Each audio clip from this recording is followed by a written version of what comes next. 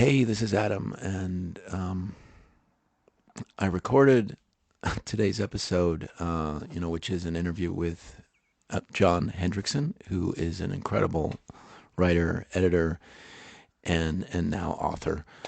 And then um, David Crosby passed away, and I've been listening to a lot of his solo stuff, CSN, CSNY, and I'm thinking a lot about how um, how happy I am. I got to interview him and make him laugh really, really hard, and just connecting with him was really special. And it was the result of a friend of mine, Steve Silverman, who was really close with David and connected us.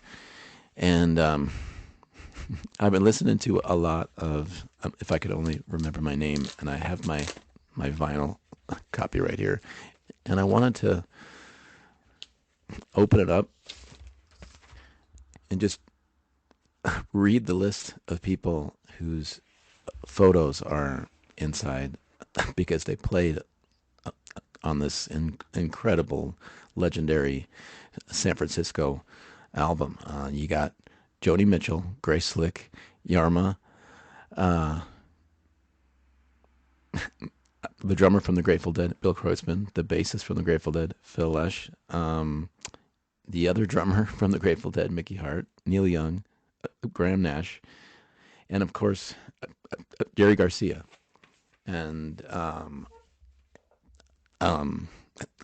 it's one of the greatest rock and roll albums of all time, but it's also a testament to how many people loved David Crosby, how much joy he brought, and um, uh, it's also kind of like Joe Strummer in that he didn't make original music for a really long time, and then he feverishly put out some of the most incredible work of his life right before he passed away. And I think people get caught up in when celebrities who are famous friends stop talking and have a falling out, but that happens with all of us. And I would love it if you guys read my interview with David Crosby, which was published in Denver Westward a couple of years ago, because the question I asked him that made him laugh is something that it's it'll take you down a rabbit hole as well. But anyway, rest in peace, David Crosby. I'll never forget. I've grown up in Pittsburgh and hearing these voices on the radio, from the famous Crosby, Stills and Nash and Crosby, Stills, Nash and Young songs, and thinking that it was like 15 voices, but it was usually three or maybe four. It was incredible. And also, there's a new David Crosby album that is finished that is going to come out soon. Anyway, here comes the actual Mile High Stash show. When you sent me packing down Green River Valley, I knew that if you couldn't, then no one would have me. Lost myself. Hey, this is Adam with Mile High Stash, the podcast that asks what 5 albums you would take to a remote Colorado cabin in the event of a zombie apocalypse, armed with only food, water, and a crank-powered Victrola. It's snowing like crazy in Boulder right now, and my kid has a snow day, one of the miracles of childhood. So I can picture that remote Colorado cabin very well. I really appreciate people reaching out recently by emailing me at milehighstash at gmail.com to connect, and the people who've tipped me on Venmo, where you can throw a few bucks to at Adam Ice 9 to help me put this podcast out. I also appreciate the many generous sponsors we've had. But today reminds me of when I was a kid and there would be a commercial on TV for, Blossom or Frasier or something where a dark voice said, tonight on a special episode of such and such. And then it would always end with, watch it with your kids. Like you'd watch some primetime show while holding your family close and crying because somebody on Full House farted in math class or something like that.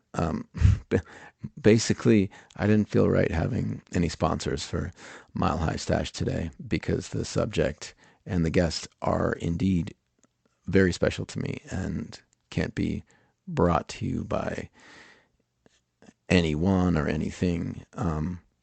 I've had guests that I know a lot about beforehand, and I'm even a guest whose song lyrics I have tattooed on my arm. You can probably guess who that is. I've also had guests that I was just a little bit familiar with, like Miguel from Izcali, who I really enjoyed getting to know better. But today is a subject I sometimes wish I didn't know anything about, although the guest himself is wonderful. Today I've got John Hendrickson, a writer and editor for The Atlantic in New York City. John and I have a lot in common because he used to be a music writer in Colorado, and he's a drummer. He got to interview um, a candidate, Joe Biden, a few years ago about stuttering, and the article basically went viral.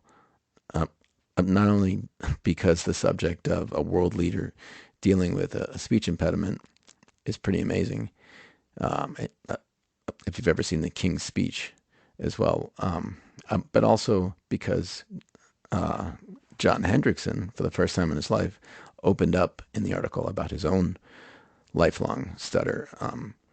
I've said on this podcast a bunch of times that I stutter, and I'm sure you've heard it, and that I've had to face that problem since I was in the third grade, I guess.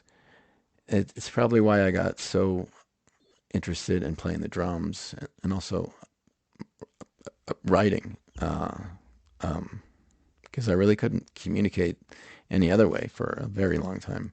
So anyway, along with talking about his five zombie apocalypse albums, John and I discuss our, stuttering journeys, along with his incredible new book, Life on Delay, Making Peace with a Stutter. Um, the book just came out a few days ago, but I got to read an advance copy last fall, and it just completely blew me away.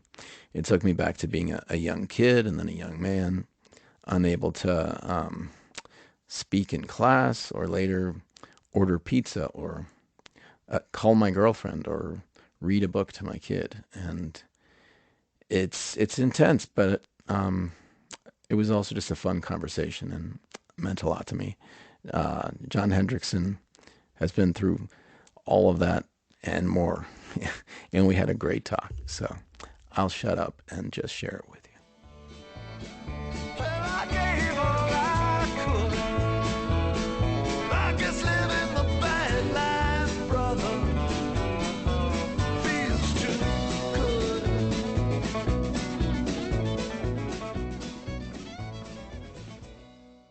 John Hendrickson is with us, and he also has a history up in Colorado, and that that's kind of the first thing I wanted to ask you about.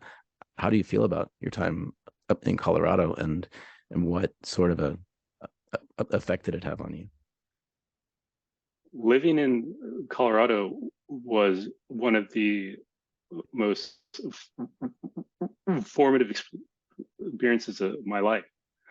Mm-hmm. When I was a junior in college, I applied for an internship totally on a whim at the Denver Post.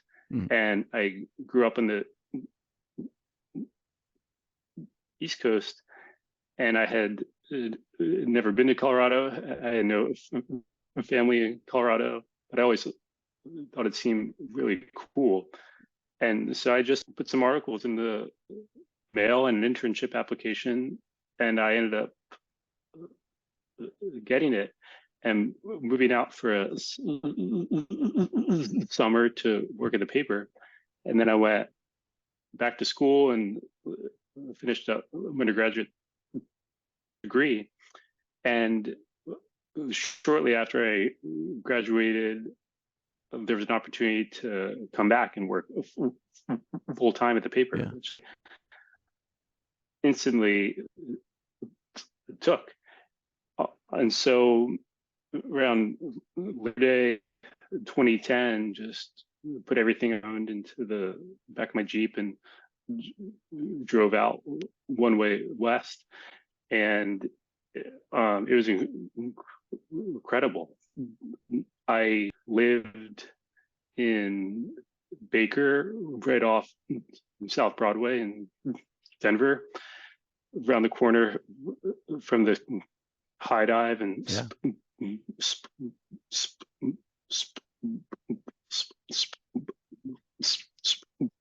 Sputnik, and just all of those great South Broadway bars like the Skylark Lounge, Doherty's. I don't know if that's there still.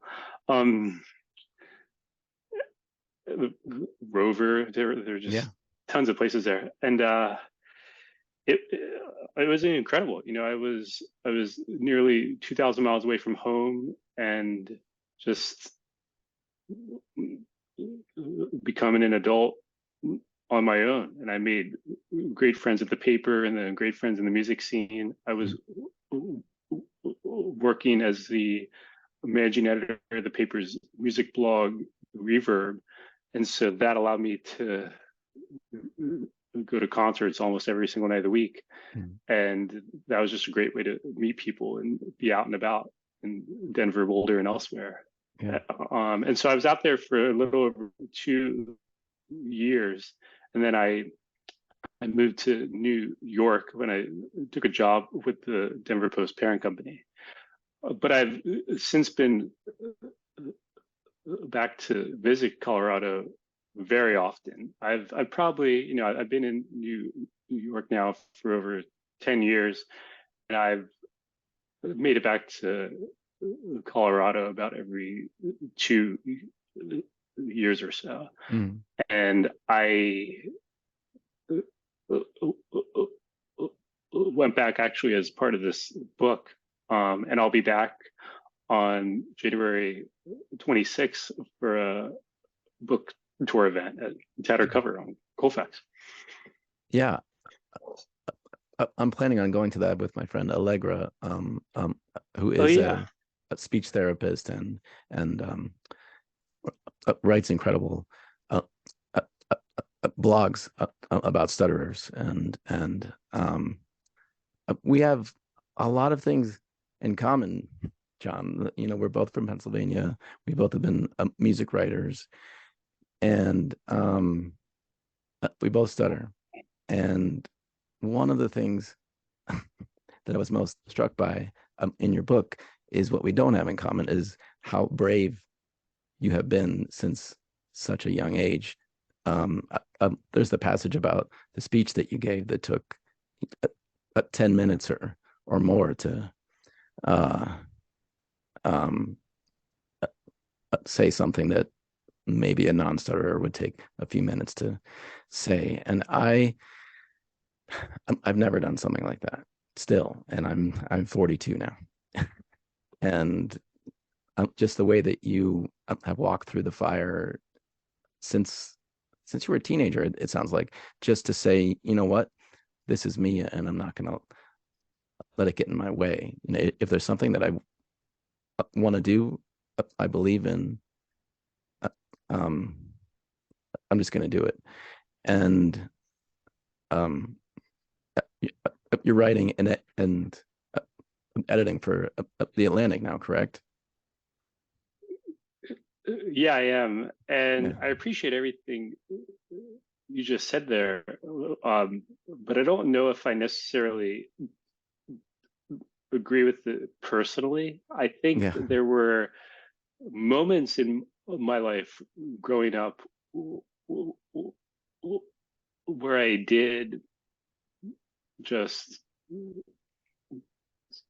face it in these brief moments here and right. there, and those felt great. But there were so many more moments where I was avoiding Yeah, life altogether, where I refused to go to a restaurant because I was afraid to order off the menu, yeah, where I wouldn't pick up the telephone, and just so many of those day-to-day little things that really took decades to unlearn. yeah, And I think that's a major theme of the book, just the process of unlearning all those behaviors. yeah. A big one for me was the phone, and just doing whatever I could to not have to talk on the phone, including um uh, uh, there's a part of your book that I also really identified with, where you got a job at the Denver Post writing about music, and you had to interview somebody, and you just kind of assumed it would be over email. And Yeah. that's something that I did for so many years, and it's almost like I got away with it. Like sometimes I wouldn't uh, tell the publication that I had done the interview over email. And I remember interviewing Laurie Anderson a long time ago, and I was so nervous because she's such a hero of mine, and I didn't say that I stutter, and I did, and yet I told myself I'm going to do this over the phone, and she got fed up with me in like a very New York way because she didn't know that I was stuttering. I think she thought that there was a lot of nervousness and space in the conversation, and the interview didn't go well. And now um, I make sure to say before most interviews start, I'm going to let you know that I stutter. And not only does it um, create a sort of bond in the conversation and a flow, sometimes it makes me stutter less, I think, because I'm not trying to cover it up. Um, I, I was wondering, do you do the same thing before you interview someone? Do you say, I'm going to let you know I'm not just anxious or really hungover?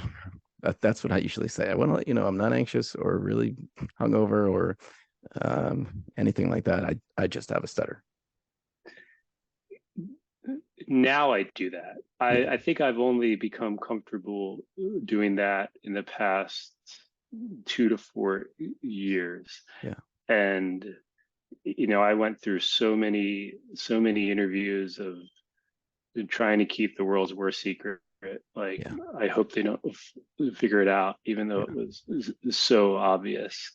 And I always avoided phone interviews, and I did some occasional email interviews. But what I tried to do most was in-person interviews, because I yeah. felt more comfortable one-on-one, face-to-face, than I did over the phone. There's just something about that time pressure that Right. it takes you right back to childhood. Yeah, Um, but I have definitely found that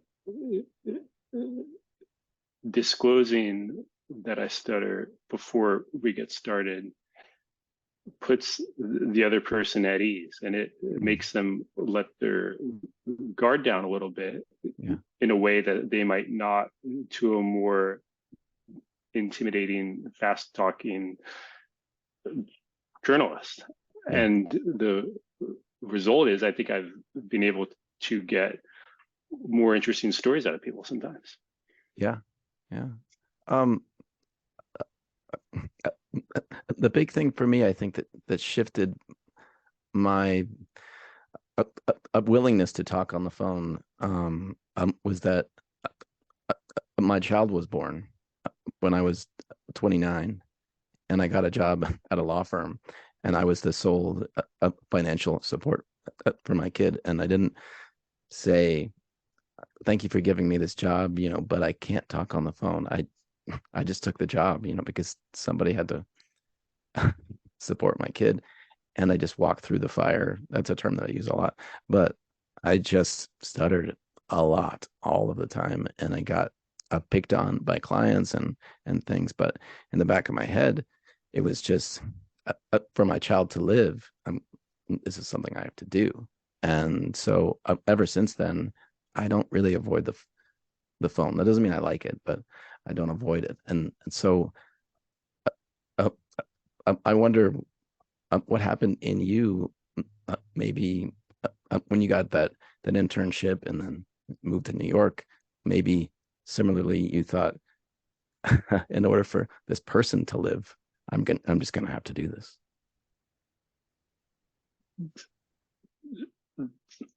Definitely. One defining moment that I write about in the book is being an intern, being 21 and being on the job for 3-4 weeks. And my favorite band, Wilco, was putting out an album, and Ricardo Baca, the music critic at the time, was going to review Tweety about it. And the day before, he asked me, he said, "Oh, you love Wilco, don't you? Would you like to do this interview?" And he said, they'll give you, yeah, what he said, like, they'll give you 20 minutes on the phone with him tomorrow. And it was simultaneously the best and worst news I've ever heard, because I was like, oh my God, a chance to talk to Tweety, do this interview, but then learning to be a telephone is just like, there's no way. And so I molded over for many hours and came very close to turning it down, backing out, but I just reluctantly agreed. And I think I asked Ricardo to just pass along to the publicist, like, John is a person who stutters, but he knows of this band, he knows their work, so just please let Jeff know that. And Tweety was totally cool on the phone, and he just gave me an amazing interview, and we had an amazing improvisational conversation. And it was a real moment of pride in my life. And I think I found, moving out to Colorado in general, is that people are far less judgmental than they are elsewhere. And a lot of people move there from other parts of the country, obviously. And there's just like the general laid back vibe, very accepting, and people become fast friends. And I definitely felt comfortable in my own skin there. And then paradoxically, moving to New York, I also felt comfortable in my own skin, like like I was putting on an old sweatshirt, but for an entirely different reason, which is just people are too fast moving, too busy, too wrapped up in XYZ to care. Which is its own sort of welcoming. And it is just it is like, this sounds cliche, but it is a true cross section of the world and true melting pot of every background. One of the most diverse major cities in the world, and that means that there are going to be people with all sorts of disabilities and all sorts of challenges Yeah. every 10 feet. Yeah. And so that in its own way to just help me sort of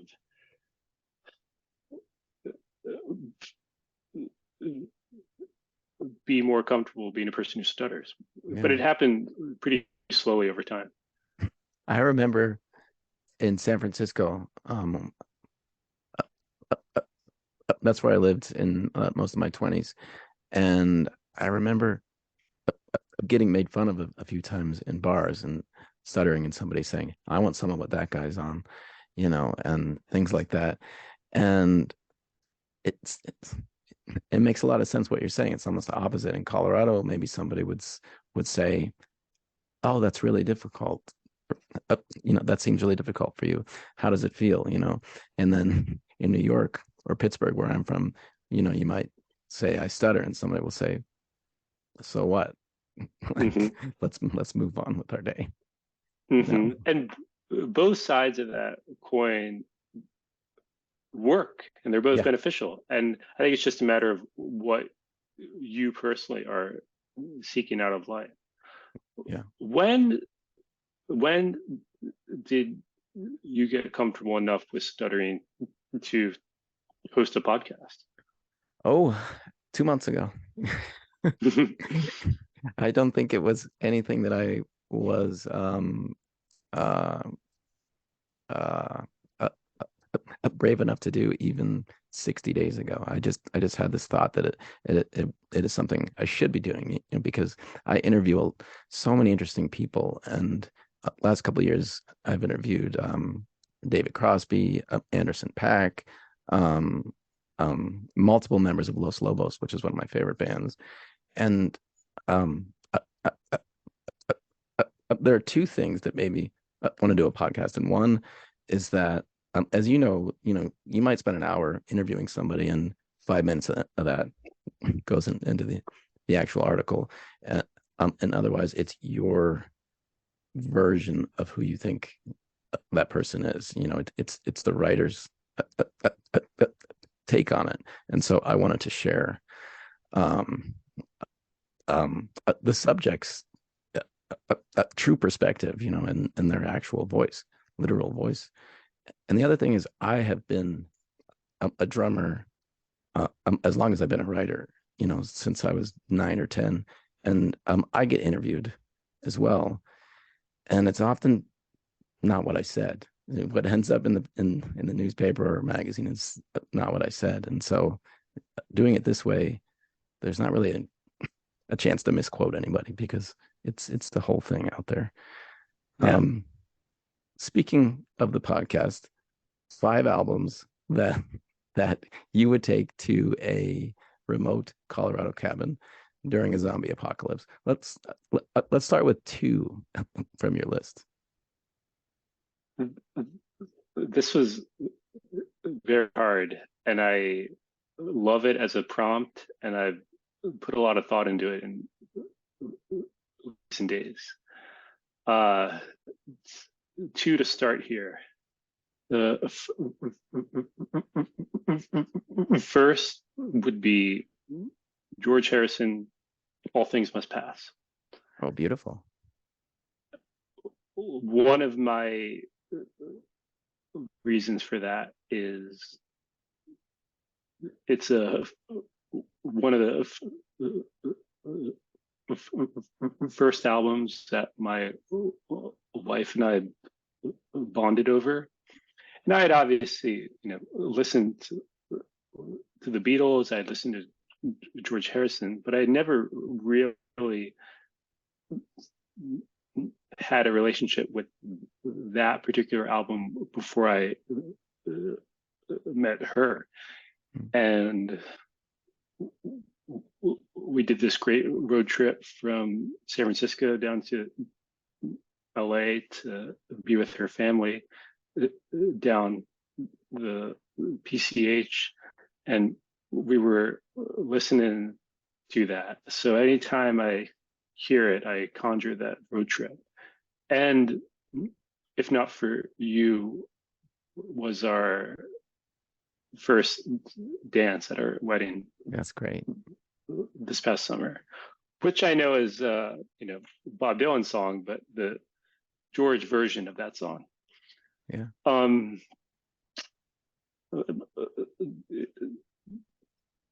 Zombie Apocalypse Remote Cabin album #2. Charles Bradley Changes. Oh, that's a great one. Yeah.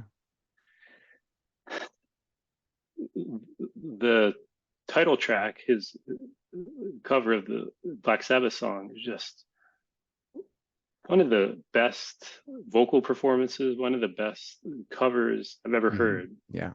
And the rest of the album is just as good. And I was lucky to see Charles Bradley 2 or 3 times live before he died, and he really was like a living angel. He did you ever see him live?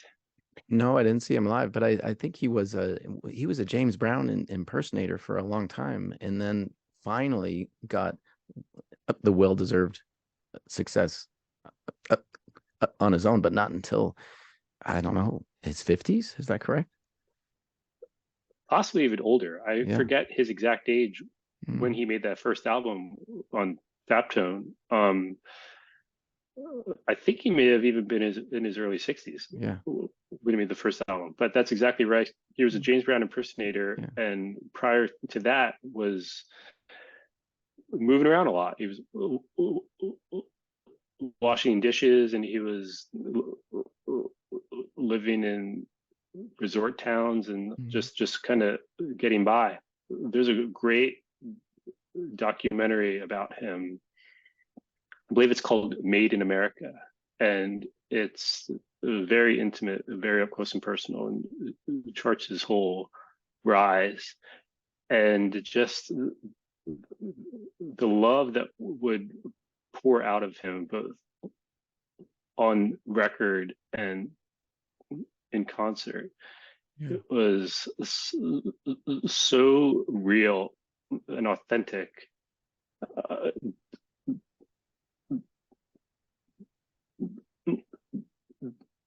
And that album always brings me a lot of comfort. And so I think if there were an apocalypse, I would need that comfort. Yeah. She was my woman. I love her so. But it's too late now.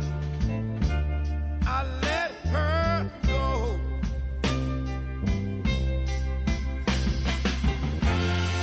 I'm going through changes.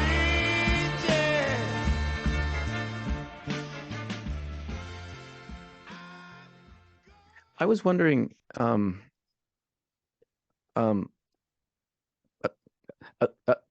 for me, the first time that I really met somebody I would consider a friend who stuttered was Steve Varney from Gregorian Isakov's band. And I was backstage. He was opening for my band at the Fox Theater about 6 years ago. And I hadn't met him, and he got on stage to sound check and sang. And then I introduced myself, and then we were hanging out backstage, and I didn't know. I just hadn't been in these situations where I'm around people who stutter almost at all. And I said to one of my bandmates who was, he also plays with Greg, I turned to him a few minutes later and I said, does Steve stutter? And he goes, oh yeah, everybody knows Steve stutters. And so we developed this friendship. And I don't think it was mentioned in your book all that much. It was a little bit, but just, do you have a community um, of stutterers that you're friends with, or uh, as a kid, did you have friends who stuttered?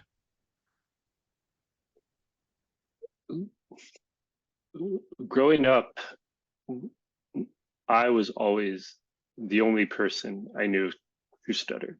Yeah. And I would see other kids who stuttered going in and out of the therapist's office before or after me. I Mm, never talked to them. I never met them. We were never friends. I certainly knew there were other people on Earth who stuttered, right. but I never met anybody else really until senior year of college. And it was when I was in a band. I played drums in a college band, and the guitarist happened to be a person who stuttered. And me and him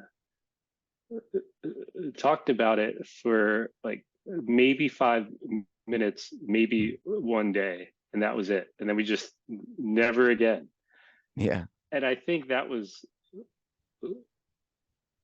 reflective of where we both were at the Yeah. time, where it was okay to just do that small acknowledgement and then just keep living with, like I said, like the world's worst kept secret.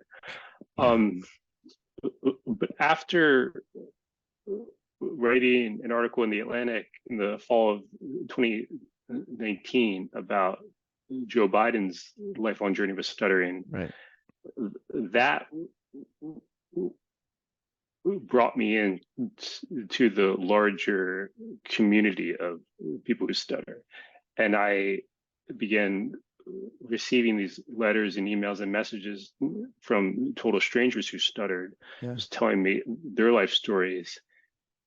And then and a lot of people were encouraging me to check out one of the local chapter meetings of the National Stuttering Association. And it took me a while to find the confidence to go. Yeah. But, you know, maybe 9 or 10 months after that, I finally went to my first meeting of the Brooklyn chapter. And it was crazy to be, it happened over Zoom, but it was Yeah. crazy to be around all these other adults who stutter. And it was kind of rocked my world. Mm. And the following year, I went to the National Stuttering Association annual conference, which was down in Austin. And the next week, I went to a smaller conference of this group called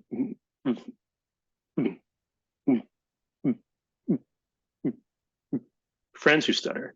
Mm. And that, that one moves around every year. And in 2021, when I went, it happened to be in Colorado. It happened to be outside Denver.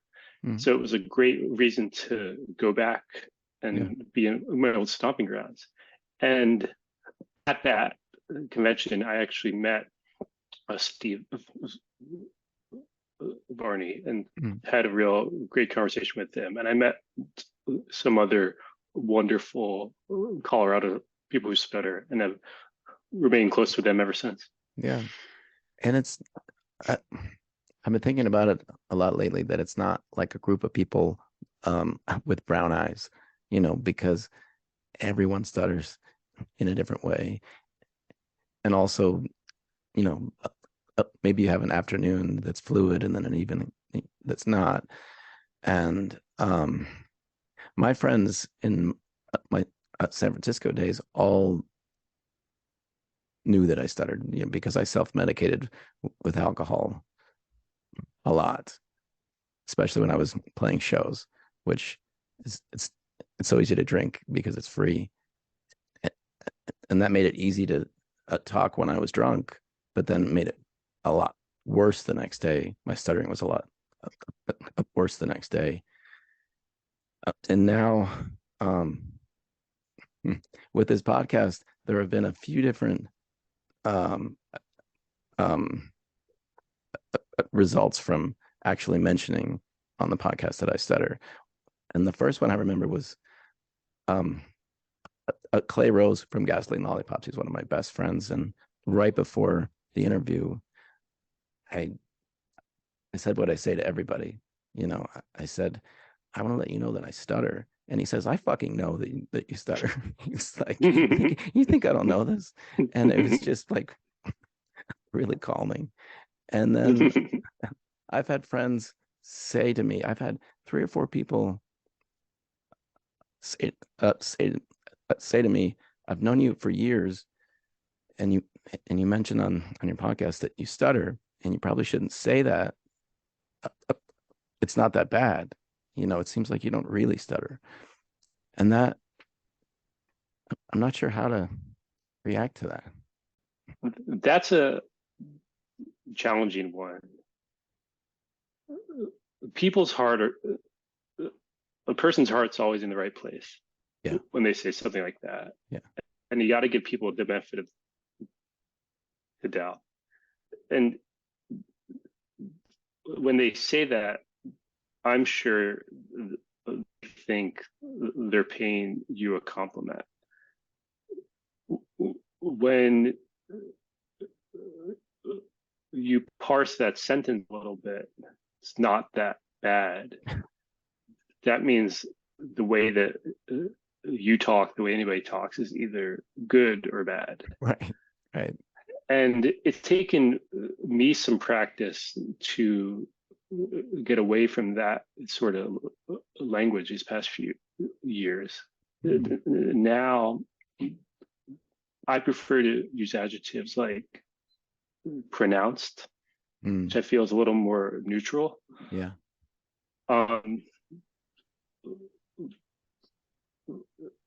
But it's interesting, I've had friends tell me that as well, or they say something like, "Oh, it's not a big deal. Like,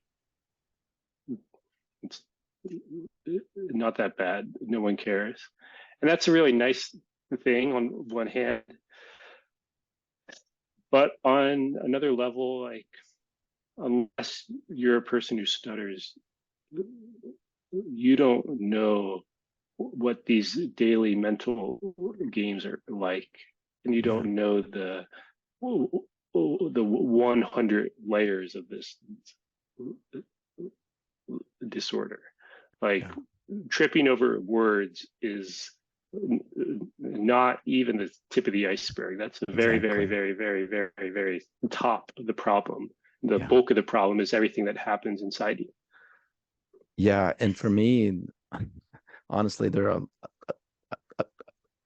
a lot of times in the music industry where I have to schmooze, like not being fake, but you have to go over and talk, or you have to interject, to build up relationships. And no one knows what's going on in my head and how long sometimes, like, I'm almost like finding a rhythm in my head or my heart or my body to try to build up to say something.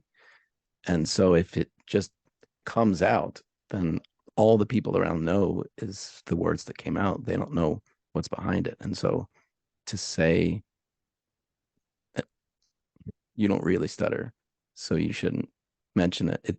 It is somebody trying to be encouraging, like, oh, actually it's fine. But I think what might be better is to say, what's it like for you? Yeah. That reframing has also been a pivotal change for me as a journalist. During the first part of my career, when I was interviewing people, and if they brought up hard stuff, my instinct was to meet them where they are and immediately respond with empathy and immediately say something like, "That must have been so hard." Yeah. What I've tried to do in recent years is instead say, "What was that like?" Yeah. And leave it open-ended and let the person articulate their feelings. And I think when you phrase something that way, you get much more interesting answers. Yeah. Can you give me albums number 3 and 4? All right. Number 3, Carole King Tapestry. Oh, wow. Yeah. I've got that on a vinyl record right behind me. Yeah. That's a surprising choice. I didn't expect you to pick Carole King. Why not? I don't know. You seem like more of a rocker to me, you know. Yes, but one of my criteria when narrowing it down to 5 Mm-hmm. is an album that you can listen to over and over and over again and never get tired of, and an album that works in a lot of different environments. Yeah. Blue sky day, cloudy day,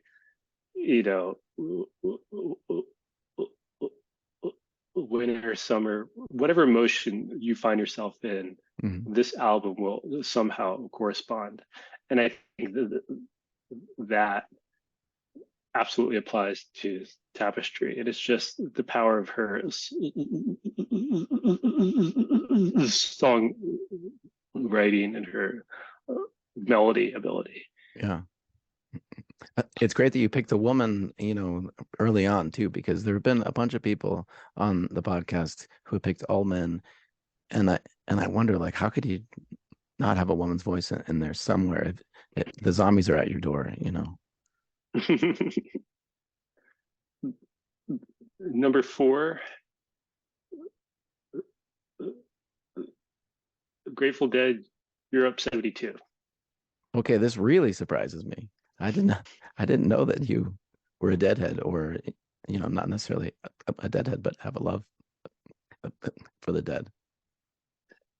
Big time. And my love, I'd say my favorite Dead album is American Beauty. Yeah. But this gets back to my first answer with All Things Must Pass, where if you're gonna narrow it down to only 5 for the rest of time, double album's the way to go.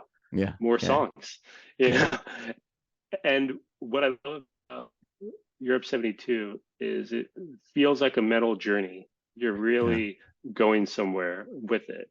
And all these different, like Jack Straw, you can just ride the wave of a particular song or a particular part of that album. And it's, again, an album that it can apply to a lot of different emotions, a lot of different feelings at a particular time in your life. And it's also a great album to put on in the background when you're writing. Yeah, and it's got, as you're alluding to, it has a lot of different emotions on it. It has happiness, it has sadness, it has creativity, it has loss, and also has a famous joke on it, about Turlock, California, and all that. That's a great choice.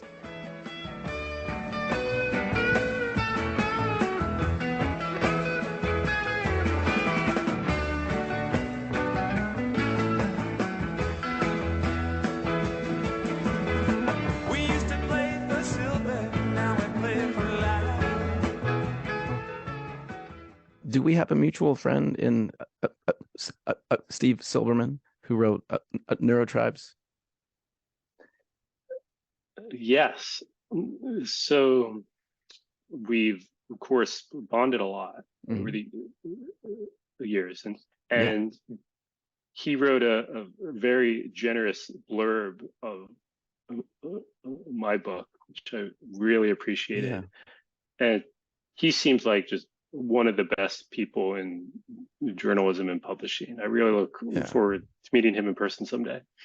He's the reason that we're talking right now. I was driving my kid down to, I think it was an Avalanche game, and he called me and he just said, these people sent me this book and it made me think of you, and you have to read it. You've got to read this. And we had a great, conversation. I don't think anyone has seen me or experienced me or been with me stuttering as much as Steve. And I want to thank him for for all the patience. And It's you know, there's a very wonderful uh, uh, article about stuttering that came out 2 years ago or so. It's by a guy named Barry. I think you call it. I think you say Yalman. Um, and he was talking about how stuttering is one of the only times in life that you just really see somebody you don't know naked. I mean, there's nothing you can't hide. It's me when I'm talking, and I couldn't be phony if I wanted to, because I'm just literally trying to get something out. you know. Barry is one of my very favorite people in this Yeah, whole community of stutterers. And yeah, he's also a writer and journalist. yeah, Just an incredibly thoughtful person, a very nuanced thinker. And Barry has been in this world of pushing toward acceptance, normalization, destigmatization. Barry's been doing it since the early 90s. yeah, And there are always new people emerging and new groups. And Barry just welcomes everybody in with yeah. open arms. And he really looks out for people. And I think he's written some of the most brilliant things ever written about the topic of stuttering. Yeah. And he made me think as well about this question of what would you do if you could fix your stutter? And I don't know if I thought about that before, because it could be possible. There could be a pill, there could be something, where you could make it go away, but then you'd be making part of yourself go away. And uh, somebody told me a long time ago that you can't choose which parts of yourself to love. You either love yourself or you don't. And so I don't know. Like, if I could choose, the other question is, if I could choose whether or not my kid had a stutter, I would. I don't think I'd want my kid to stutter. At the same time, like, if I could fix, and that's not even a great word to say, right? Like, fix yourself, but like, if I could make my stutter completely go away, would I? And I don't think I would. My answer to that question has changed over time. Yeah. I think I think as a kid, I would have absolutely taken the magic pill, Mm. and probably as a teenager and other ages. Now, I don't think I would, but I don't doubt anybody's answer to that question, and I Right. don't judge it. Right. And this disorder really does exist on a wide spectrum. There are people with relatively mild stutters, or who are covert stutterers who constantly word switch and Mm. kind of never let on. And then Yeah. there are people who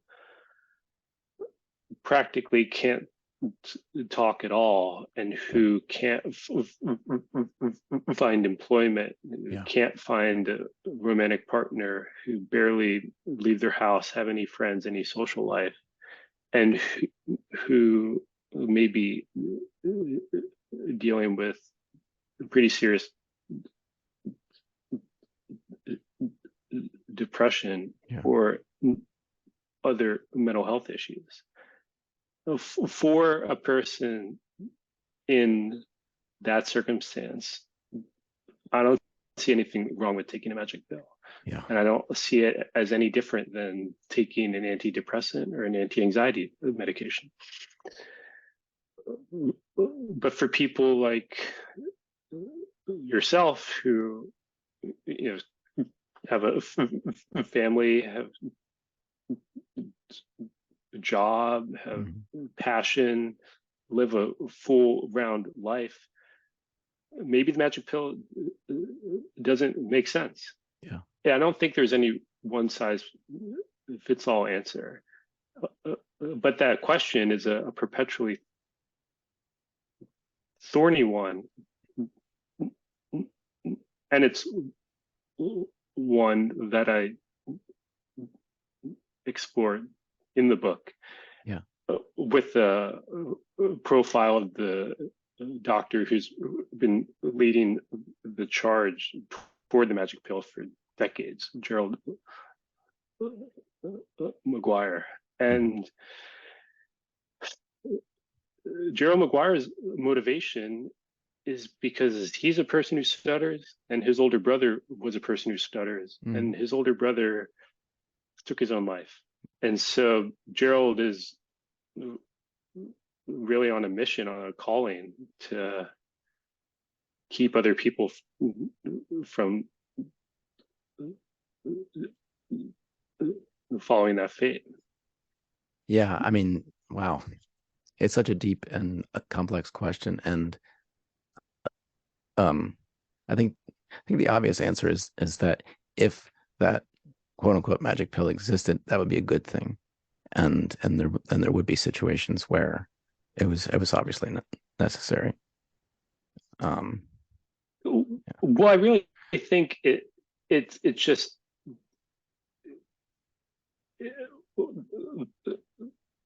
the conversation. I don't think it should be about should this pill exist. I think it should be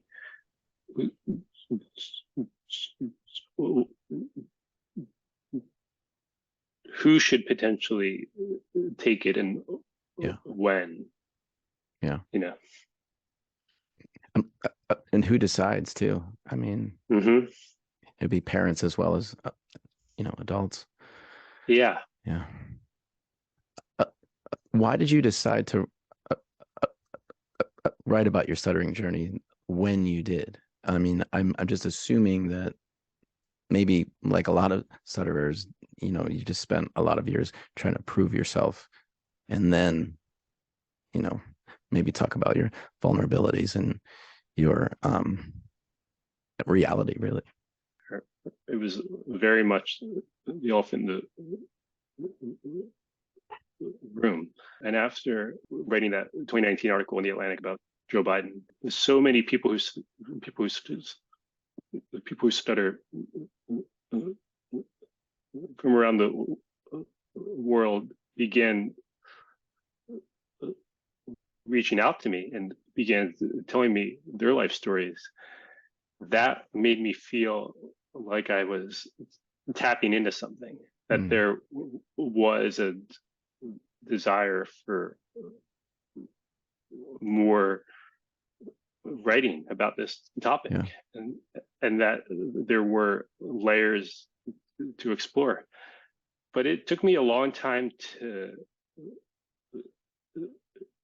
get there and to become comfortable pursuing it at all. And I don't know if I ever became 100% comfortable. I think I just reached a point where I was like, all right, I guess this is happening. And then you're just sort of moving forward.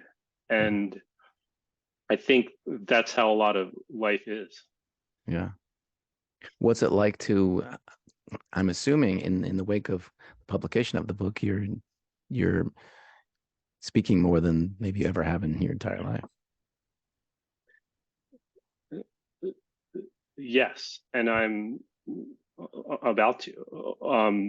My book comes out in a week, and I'm very honored that some people want to talk to me about it, and I'm doing some interviews. Very, very grateful for that. And I'll be traveling around the country a bit through the spring, talking about stuttering, talking about the book, and that's something I've never ever done. That's something I had never dreamed possible. If you had told 10-year-old me, like, when you're 34, you will be public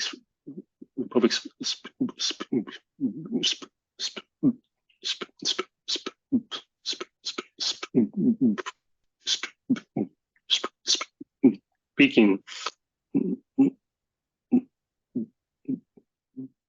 about your problem, I think I would have laughed in that person's face. Yeah.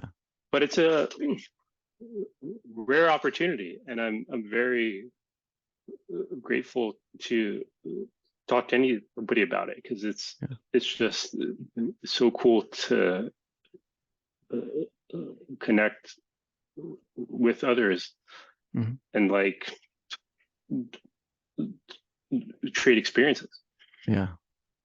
So I've had a whole bunch of sponsors on my podcast. They pay, it's local venues, restaurants, tattoo shops and things like that. And so I approached this venue in Denver recently and said, would you like to sponsor an upcoming episode? And they said, well, that's not something that we really do. Like, we don't really purchase advertising, but how about you come and do a live recording of an episode? Nice. with the band, so the band will play a set, and then I'll do an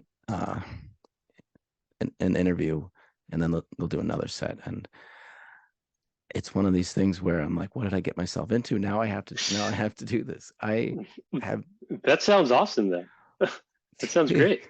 It sounds terrifying, but like maybe it works out. And then I want to do one of those every 3 months or so. But you should absolutely do that. Like, I would go to that. Yeah. We'll see how it goes. It's set up. It's going to be Saturday, April 1st, and the only other time I've really done public speaking in my life was a friend's wedding, and it wasn't even a wedding. It was just they wanted to get married at my show in Jamestown that I was playing 2 years ago, and they said, "Will you marry us?" in front of everybody. So that was the only other time I've done public speaking. So the thought of doing exactly what me and you were doing right now, but in front of an audience, it's exciting and terrifying at the same time. Well, 5 years ago, did you ever think you would host a podcast? I didn't think I would be hosting a podcast 3 months ago, and your book is such an inspiration, and there's so many things in there that make me say, like, I really hope that someone young, especially someone who's really struggling in junior high or high school with stuttering, reads your book and says, instead of having my parents order for me at the restaurant, or not calling that girl that I like, maybe I'll just do it and stutter, and it's not in my control how the other person reacts. I think that's really important as well. Thank you so much, Adam. And this is an adult book. It's aimed at adults. Yeah. But I, in many ways, wrote this book for my teenage self. And I wish this is a book that I could have read when I was 16 or even in early college. Mm-hmm. And I think it would have just given me comfort. and so I am totally overwhelmed and honored at the prospect of a teenager who stutters possibly reading this, and I hope it gives some comfort. Yeah, and I hope that those middle school, high school counselors who tried to help us uh, have copies of this book. I really do. Yeah. Yeah. So, what is your fifth and final album for the apocalypse? So hard to pick number five. Like I mentioned earlier, Wilco is my favorite band, but I ultimately did not choose a Wilco album. Wow. And Bob Dylan's among my favorites of all time. Neil Young, Mm. but I didn't choose either of them either. I went with Amy Winehouse, Back to Black. Wow. You're full of surprises. Yeah, because I thought about just all the five different sounds, Hmm. and I wanted them to be distinct from each other. I think Yeah. you can hear some traces of Wilco and Dylan and Neil Young and All Things Must Pass. Mhm. So I got an approximation of that stuff, Right, and I right. wanted I wanted voices that would bring me that companionship if you're Hmm. really alone in the apocalypse in a cabin in the woods, and that's a timeless record. And I was in Denver when Amy Winehouse died. I remember that day very, very well. I believe it was a Saturday morning of the UMS when the Oh, wow. news broke. Yeah. And I lived like block off South Broadway, and I was having a little day party at my apartment. And I opened all the windows and turned that record on very loud, and it just has a real place in my heart. Well, it's possible that the zombies would hear rehab and just start dancing and think, we don't actually want to hurt anybody, you know. Yeah, like me and Mr. Jones, it just Yeah. tears dry on their own, Mm. Yeah. Thank you so much for talking with me. Um, and I'm definitely going to be at the event in Denver. Thank you very much, Adam. It was a real pleasure talking to you. And yeah, that event is going to be Thursday, January the 26th at Tattered Cover on Colfax, right Mhm. next door to Twist and Shout. So I will Yeah, absolutely be buying a few records. And nice. it's at 6 o'clock. Or no tickets, no Mhm. purchase necessary. You can just walk in, and I'll be in conversation with John Wenzel from the Oh, Denver great. Post. Yeah, Yeah, awesome. I'm excited to meet you in person, and thank you so much for doing this. likewise. Thank you so much for having me on. It was a real treat. I'll give you another hour, then I gotta run, I gotta fly away, leave you to fall, yeah. Leave you to stuff your fly. Thanks for listening, everyone. That was John Hendrickson and I talking about what he calls the world's worst kept secret. Um, Even though I'm a Pitt guy and he's a Penn State guy, I think we get along just fine. Um, his brand new book, Life on Delay, is out now, and he'll be at the Tired Cover in Denver this Thursday, January 26th at 6 p.m. to talk about the book and about his stuttering um, journey. I hope to see some Mile High Stash listeners there too. It takes a lot of courage for people to show their true selves, and we have these symbolic dreams about walking through the halls of school naked or whatever, and stutterers kind of walk around naked all the time, showing our true selves whether we want to or not. And like John and I discussed, not only does everyone who stutters have a completely different impediment and different coping mechanisms and idiosyncrasies of psychology and anxiety and everything you can imagine, but can't really understand unless you're in the head of the stutterer. We also have our good days and bad days, our good moments and bad moments, and everything in between. I'm actually doing dry January right now, and that definitely affects me and my speech. A lot of you might join in my excitement about wet February. That's always a good one. Anyway, get in touch by writing me at milehighstash@gmail.com if you want to connect or want me to mail you a Mile High Stash a bumper sticker. Next Monday, we've got a talented and very charming member of the Lumineers joining us. And I also want to remind everyone that I'm doing a live episode of Mile High Stash at number 38 in Denver on April Fool's Day, which is Saturday, April 1st. That's the day I get back from Puerto Rico, so I'll probably have a tan.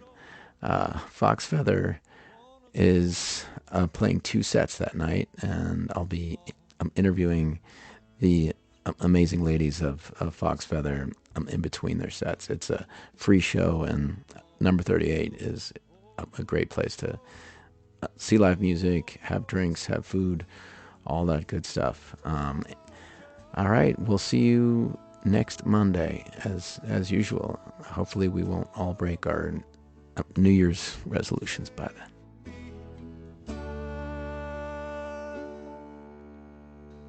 To Montreal.